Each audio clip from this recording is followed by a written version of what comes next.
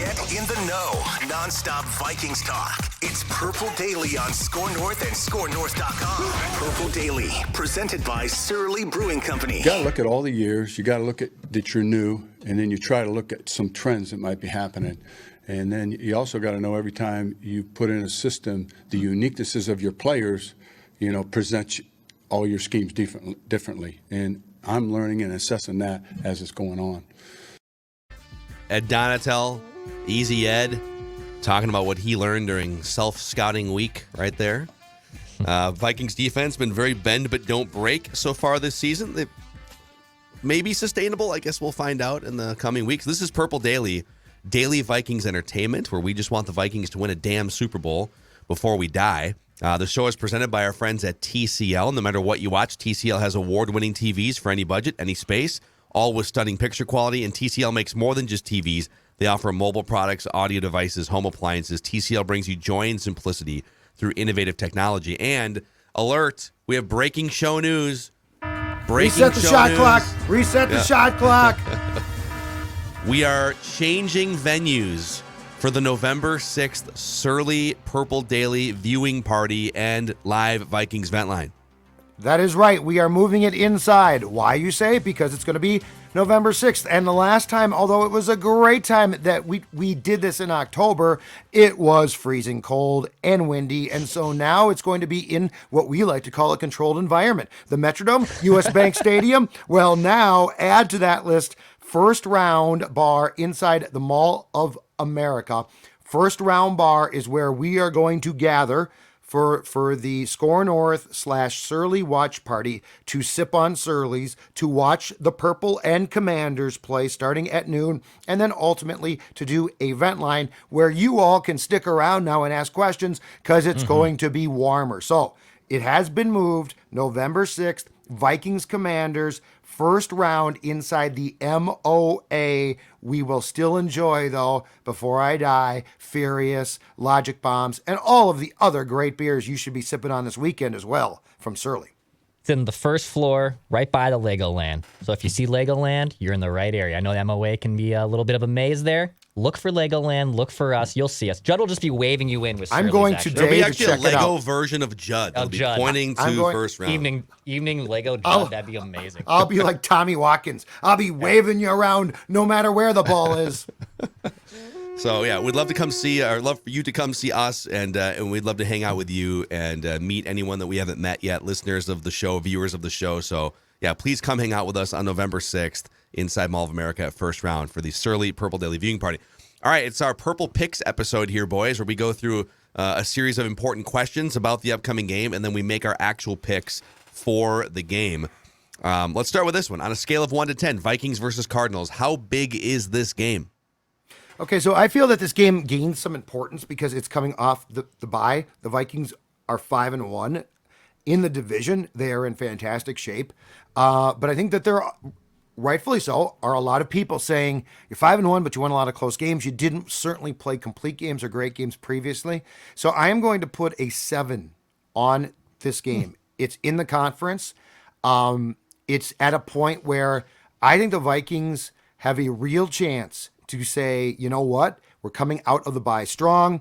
We are a good team. Because I think fairly right now, there's some questions about just how good a team this might be. And the Cardinals certainly have their problems, but Kyler Murray can be tough. Now, it is a what? COD, Dex, is that right? It's a COD. Call of Duty. It's a COD weekend. COD.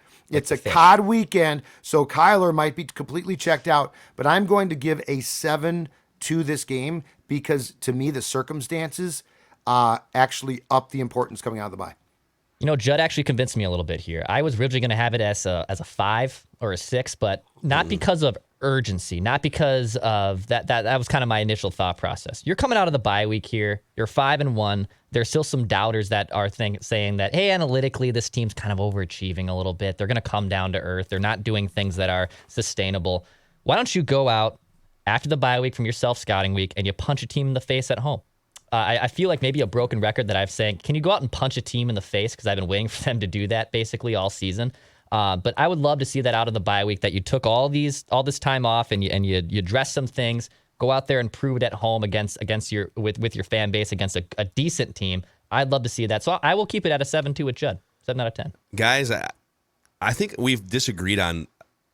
I think games are more important than you guys do, I think is the theme here. This is a 9, and I'll give you the reasons why. You have to take care of business in games like this at home where you are favored. The opposing team is on the verge of firing a coach. Like, this team is begging to get beat, and they're begging to fire Kliff Kingsbury at some point. So this is a take care of business game for sure. The Packers play at Buffalo. They are double-digit underdogs. If you take care of business, the division isn't mathematically clinched yet, but like, you pretty much end the NFC North battle if you win this game and the Packers fall to 3-5. Because the Packers are then going to be, 4.5 back and a tiebreaker back at that point. Not to mention, you're trying to keep pace with the Eagles, who are a game up on you. Because I'm looking ahead. I'm looking north here. The Eagles are a game up and have the tiebreaker because they beat you. So if you lose a game like this, it just puts you further behind the Eagles. It opens the door for the Packers to, even if they get beat, like, oh, okay, well, the Vikings lost 2, and so we can just get our stuff together. So I just think, and not to mention, you've had 2 weeks now to self-scout, to look at film, and to tweak things and fix your offense in a way that gets it to be where you want it to be, not just like, disappearing in the third quarter. So I think all of these factors, 2 weeks, you're rested. The Packers play the Bills. The Eagles are ahead of you in the standings. Mm-hmm. You have to win this game if you want to do the things that you really want in 2 or 3 months from now. That's a good point. Yeah, I can't go 9, though. Okay, that's fine. I can't go 9. There are 9s left, but I can't go 9 yet. Okay, that's fine. Is anyone playing or coaching for their job this week? Let's say on both teams. On both states? Okay. Oh, well, yeah. Does Kliff? Kingsbury is, yeah, for sure. If let's say the Vikings smoke the Cardinals. It's a ticking time bomb. Does Kliff get fired this week? Yeah, to be clear here, I mean, Kliff Kliff didn't deserve this job from the jump. So yeah, he definitely is, and should be, and I think eventually he's going to be dismissed. I just don't know if it's going to be after this game. Right. Okay, so I'd like to go down a path here that's a little bit outside the question, just a bit, but I think it's intriguing. The trade deadline is Tuesday. This is the Vikings' last game before the deadline. We know that there are certain positions they are looking at to bolster. I would like to go to, I don't think he's playing for his job at all, to be clear, but I do think he might be playing for his depth chart position. Adam Thielen. Because if Thielen comes out and he's refreshed after the bye and you see the Vikings start to go, like, say, you know what, let's give this one more shot. And Thielen becomes an option downfield, there might be a hesitation. We don't need to give up a second or third round pick. Thielen played really well. Now, do I think that totally changes things? No, absolutely not. Do I think it could alter some perceptions? Absolutely. If the deep passing game again becomes a non-starter and Jefferson is domed in, as I like to say, by the Cardinals, if the shell stops Jefferson, they very well might say, you know what, we're going to give up a second round pick for a receiver or make damn sure that we sign OBJ. So yeah. I think it's an interesting, I don't think he's playing for his job, but I do think that there is a chance the decision on a receiver could be impacted by what we see on Sunday. Yeah, Dax. Yeah, I mean, Kingsbury from the Arizona side, Kingsbury is definitely coaching for his job. Per bookies.com, his odds, he has the highest odds to be the next head coach fired at plus 225. They also have this thing called implied probability on that, and it's 30.8%. Okay. So I would assume that if the Vikings blew them out, it's probably a good bet that Kliff Kingsbury coaches final game with the Cardinals. From the Vikings side of things, I don't know if anyone's really coaching for their position necessarily. You know, Brian Asamoah has been hinted at and teased at as, hey, we're going to see him more. I know Shannon Sullivan, the cornerback, has also just been kind of blah. He hasn't really been much of anything so far. So are there a couple players that could maybe slide into things more and maybe take other players' jobs? I think I'm more curious on that. But from the coaching side and the Viking side, no, everything's good there. I think Arizona, though, is maybe looking at their final game with Kliff Kingsbury. The thing about Kingsbury is, you know, the Cardinals are still only a game out of first place in their division because the Seahawks are 4-3, Rams and Niners Well, Rams are 3-3, and the Niners and Cardinals are both 3-4. So it's weird because you could in theory win the game. Seahawks lose. I think they play the Giants, and you could find yourself kind of back in the mix at the top of your division. So they could either be in first place or he could be fired. There's just a wide range of potential outcomes. I think Ed Ingram might be playing for his job a little bit. I'm still bullish on Ed Ingram long term, but he's been pretty clearly the weak link along the offensive line. And in our trenches session with Alex Boone on Purple Daily last Tuesday morning when we posted it, he outlined there was a near safety that Kirk took in the end zone against the Dolphins. Early. And when you just watch the play at live speed, it looks like Garrett Bradbury is the one that gets bull rushed. It was a stunt. Bradbury played it perfectly, as Boone pointed out, and Ed Ingram from the snap was out of position and then not recovering. And so I just wonder at some point they've got what Chris Reed has been inactive, but like he's sitting there. You got Austin Schlottman, guard center. There's guys they could if Ed Ingram gets bowled around a couple more times, would they make a change for a week or two, I guess. Something to keep an eye on. All right, fair enough. I'm still bullish on him long term, but he's been the weak link along the offensive line.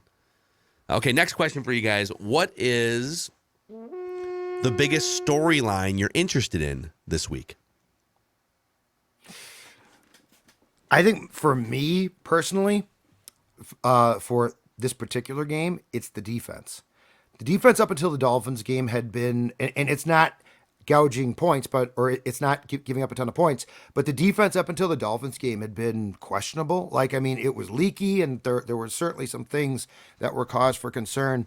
Now, I know the Dolphins were down some key guys on their offensive line in that game, but I love the pressure. Za'Darius had a great game.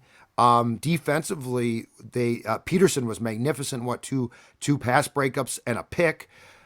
So my question is now, coming out of the bye, have they made even more tweaks to where the defense starts to become not great, but brings more pressure? Like, if you continually got what you saw against the Dolphins, I think you're pretty happy, right? You're pretty comfortable with that. Mm-hmm. So coming off of that game, which to me was a step in the right direction, biggest storyline is, can that continue? Mine for me is, can we get a big game from Kirk Cousins? Since the home opener, he's been fine. I mean, he's 5-1. He's done his job for the most part.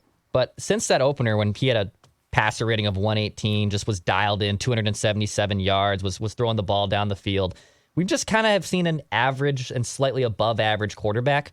Can he come out after the bye week and just unleash things for 3 touchdowns and 300 plus yards? I think that's the biggest thing that I'm looking forward to. Yes, the defense has to be fixed, but is that offense that has been good but certainly not great, does that now trend even in a better direction with a big game from Kirk Cousins? I think that's my biggest storyline. Yeah, I think generally, just like, to me, the storyline is, what did the Vikings tweak in the last 2 weeks here to get that offense clicking for 3 hours? This is a game that it's not the worst defense in the NFL by any means, but like, you should be able to move the ball on this defense. Yep. And you should be able to now that you're almost 2 months in, plus an entire offseason, the offense should look closer to full speed. You should not be disappearing in the third quarter. You have 6 points in the third quarter all season. So the storyline to me is, do they still look clunky and awkward offensively? Do they still disappear for an hour of real time and then have to, like, oh my God, fire drill at the end of the game and try and score an emergency touchdown? Or does it look fluid? Can you jump out to a lead of 14 or 17 and maintain it? Like, that's kind of what I want to see in this game. And then next question before we get to the actual picks in this game is, what scares you the most about the opponent, the Cardinals? Kyler Murray. Now it, COD might have him occupied all weekend long. He might not study the playbook. He might have no idea. But this defense certainly has its question marks. And Kyler Murray can move as well as almost any quarterback in this league. We saw it last year. We've seen it against different teams at times this year. It scares me because I would like to know what the plan to contain him is. And I also, even if it's a good plan, am curious if the Vikings can execute it to perfection. This kid has the ability to extend plays in perpetuity. Hopkins is back now, and that becomes a problem as well. So the quarterback position, despite his deficiencies and probably attitude problems, scares me the most. Yeah, Judd teased it a little bit for me there. I think having DeAndre Hopkins back for the Cardinals was pretty big. I mean, he had 10 catches for 103 yards in his first game back. And look, they're coming off a game in which they just played Jalen Waddle and Tyreek Hill, and now they get DeAndre Hopkins and Marquise Brown. So I mean, they're once again full with two wide receivers there who can light things up. It's probably those wide receivers, on top of Kyler Murray, who's just a human joystick. But are those two receivers in line for a big day? And DeAndre, I believe in that first game back, they put him in the slot a lot more than they did in the previous season, where he was typically lined up on the outside. So if it's DeAndre Hopkins versus Shannon Sullivan, like start saying your prayers a little bit. Like he could absolutely burn him. So I would say the two wide receivers are the things that probably worry me the most. Yeah, Hopkins definitely coming back, and now they've had an extra week to sort of. A long week for them, too, because they played on Thursday night. So they've had some extra prep time as well in this game. But the thing that scares me the most might actually be how great the Cardinals have been on the road the last couple of years. Did you guys know they are 10-2 in the regular season on the road since the start of last year? And even through their struggles. Even through their struggles last year, they were still a good road team. They were losing the games they were losing were home games down the stretch last. So they started 7-0 overall, and then they started melting down. But during the meltdown, they went 4-1 on the road, and this year they're 2-1 so far on the road. So they're, for whatever reason, they are just a really, really good road team the last couple of years, and that is something that the Vikings should not sleep on. So let's get to our picks here. Presented in part by our friends over at Prize Picks, the easy way to play daily fantasy. So here's how it works. You pick between 2 and 5 players and an over-under on their projections. You can win up to 10 times on any entry. Prize Picks offers every major sport, NFL, NBA, MLB, college sports, MMA, et cetera, et cetera. You can run mixed sport entries. So, if you want to take an over on Kirk Cousins if you're Declan, and there happens to be a Timberwolves game or something, and you want to fade Karl Anthony Towns because you're mad at him. Oh, I will. You can combine sports. Use the promo code NORTH, and Prize Picks will match your first deposit up to $100. And when you use the promo code NORTH, you help us because then we maintain a good relationship with Prize Picks. So, again, promo code NORTH, prizepicks.com, and the Prize Picks app.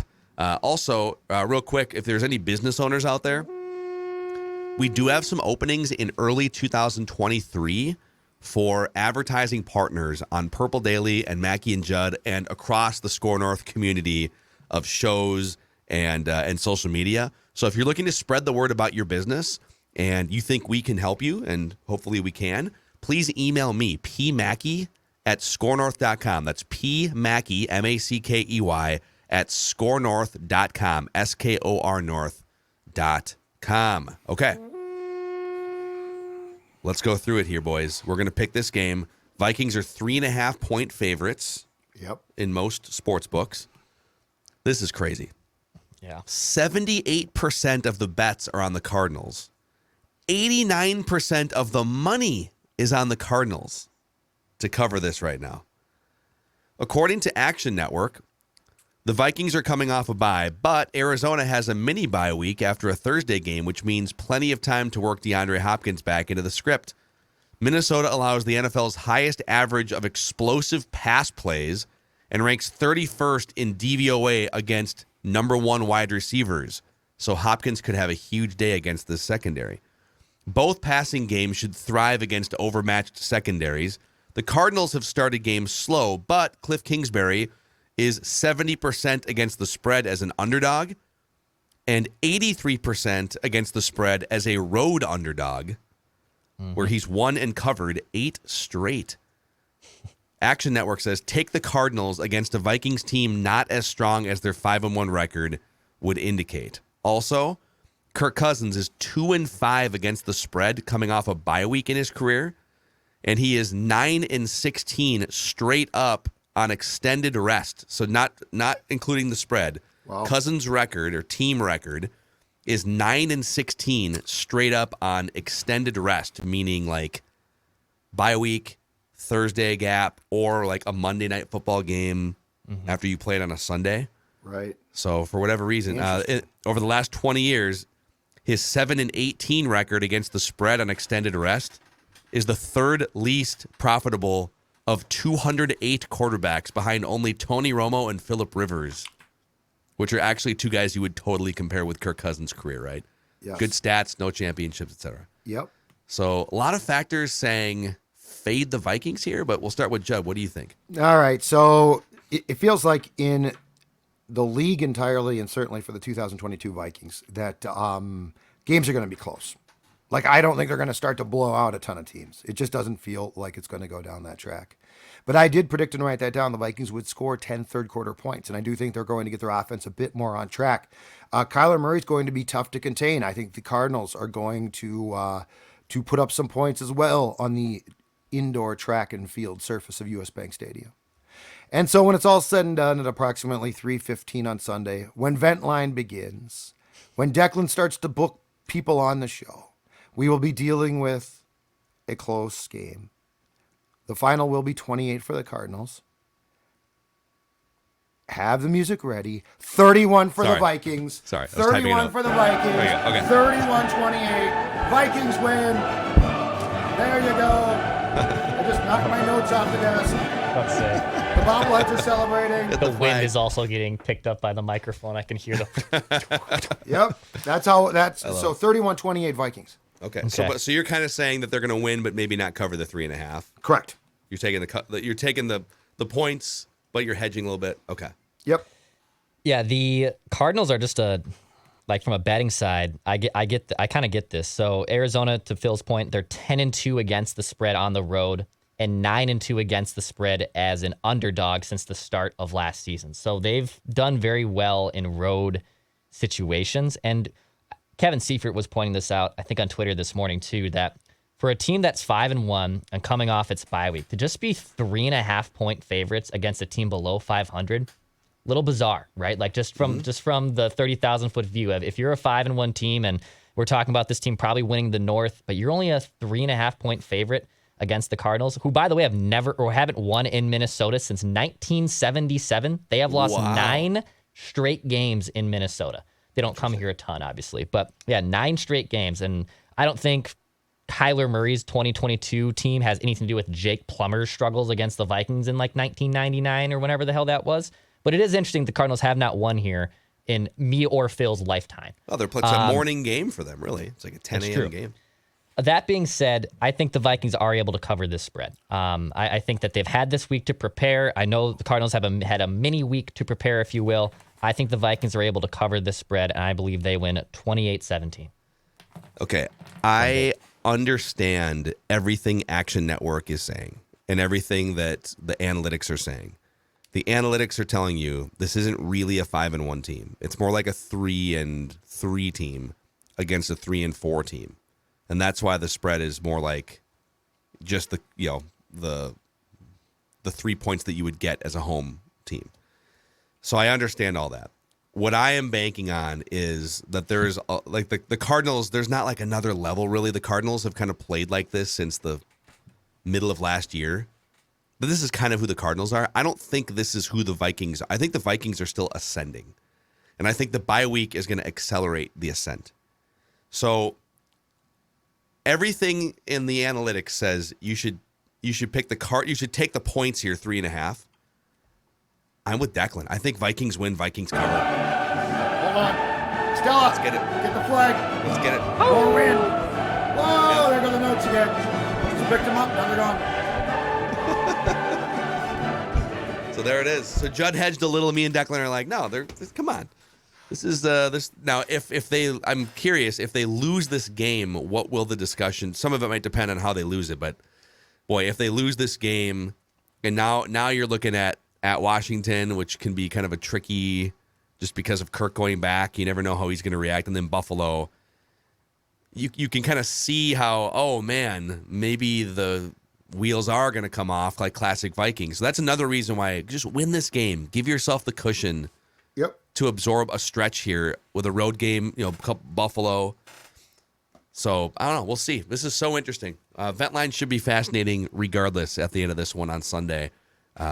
So check out the Purple Daily YouTube channel. Subscribe to it if you haven't already, because that's the place to be after every single Vikings game, with thousands and thousands of people either venting their frustration or celebrating a Vikings win. Thanks for hanging out with us here on this episode of Purple Daily. Purple Picks. We'll see you guys tomorrow for Ventline.